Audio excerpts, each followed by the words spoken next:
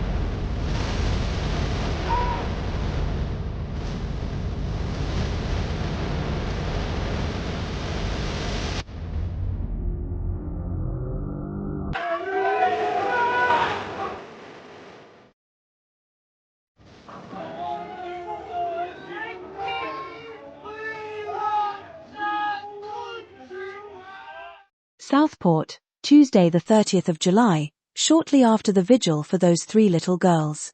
At around 7:45 on Tuesday evening, crowds, leaving the vigil, targeted a mosque and attacked it with bricks, with some heard chanting anti-Islam phrases.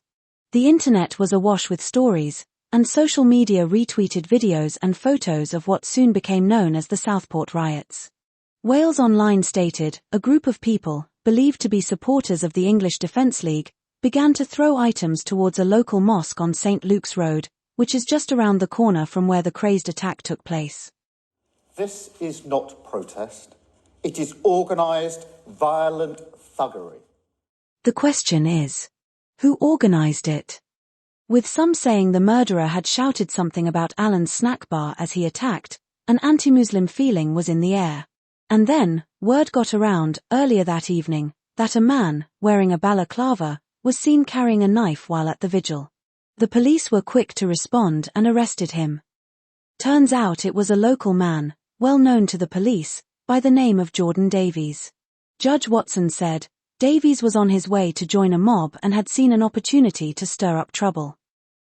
The prosecution told the court that at about 6:45 the defendant was seen on East Bank Street, a short distance from where the vigil took place. I wondered what mob Judge Watson was referring to, so Googled up a map of Southport. If Davies had left the vigil to join a mob near the mosque, he would need to turn right from the vigil and travel down the map. But he didn't, he turned left from the vigil and travelled to the train station. I have checked and there were no mobs near East Bank Street station. A small inconsistency, I know, but I have to wonder if the judge was working off the same UK map, or perhaps just believing what he was told. An ex-user by the name of Tilly Turner, I'll put her details below, shared a video on X, a couple of days ago, that caught my attention. Something about the far right travelling the length and breadth of our country to riot against illegal immigrants, and those declaring allegiance to Alan's snack bar, just didn't make sense. Slimebag Starmer blamed the long-deceased English Defence League. But, if the EDL had somehow grown into an underground movement, secret, and away from mainstream knowledge, who was funding them, to the tune that hundreds could, at the drop of a hat, travel from one end of the country to the other, simply to provoke riots. And all done, without MSM catching a whiff. Police riot vans and officers with riot shields were seen standing guard outside the Southport mosque, amid chants of no surrender, and English till I die, from sections of the crowd. These are usually the chants from the English football lads, who were not necessarily there. However, with the fever pitch of everyday folk, scared for their children's safety, and new evidence from the North and Midland gangs, particularly of a certain persuasion, taking vile advantages of our children, perhaps, decent English people just exploded. Everyone and every nation has a line, in its defense, that must not be crossed. I asked myself, had the riot, outside the Southport mosque kicked off, owing to the deadbeat nutter with a knife? After all, tensions were already high, like a champagne bottle, shaken with the cork still in. The video you saw at the beginning shows the exact moment the crowd turned on the police. On the left you see the side of the mosque, a female police officer, the only one wearing long sleeves, walks behind the line of police, and up toward the riot van. The crowd at this point, obviously locals, are standing around. No one has attempted to push or shout at the officers.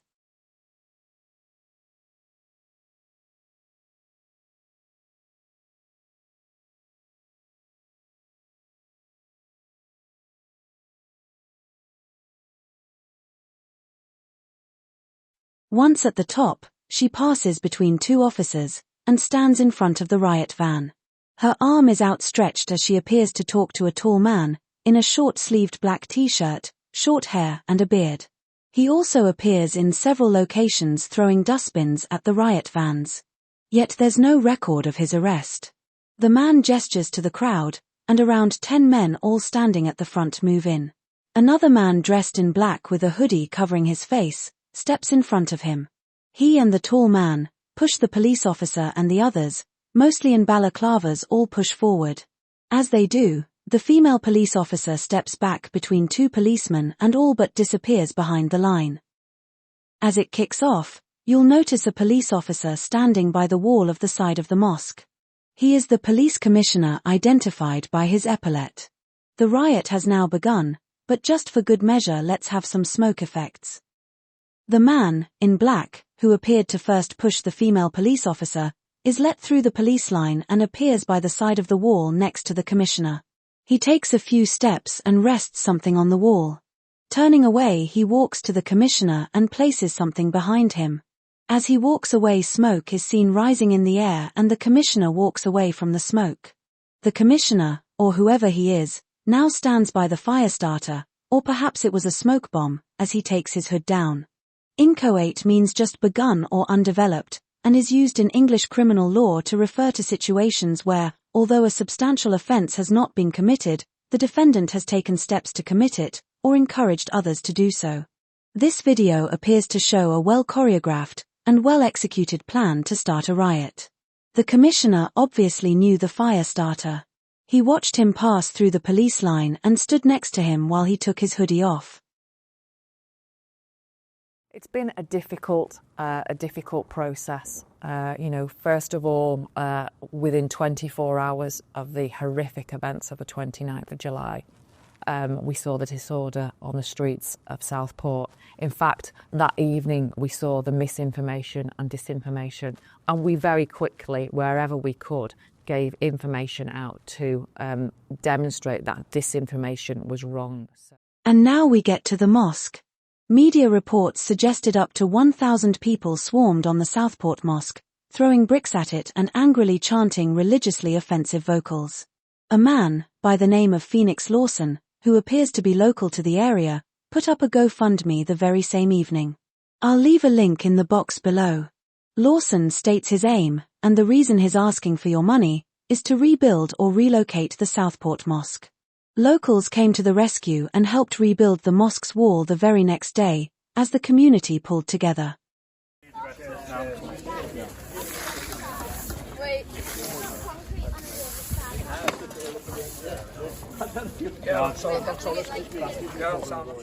Wait. Let's rewind. MSM reported up to 1,000 people swarmed on the Southport mosque, throwing bricks at it and angrily chanting religiously offensive vocals. But, Where are the broken windows from all the bricks being thrown? In fact, let's look at those pictures again. On the bottom of this picture, you see a large building with a car park in front of it. This is the mosque. Notice the police have cordoned off a small section of road alongside the side of the mosque. You can see 6 riot vans at and around the center of the crossroads. Only one road is blocked. The entrance and car park to the mosque is not protected and no one appears bothered. Looking closer, we see a fire has just broken out in a riot van on the bottom right of the picture. There are no rioters in that street, only a few policemen standing around. In this next picture taken a short time later, you can see the riot van, in the cordoned off area, is now on fire. Still no rioters in the street, just police. Obviously all rioters were moved on, perhaps when the fire started.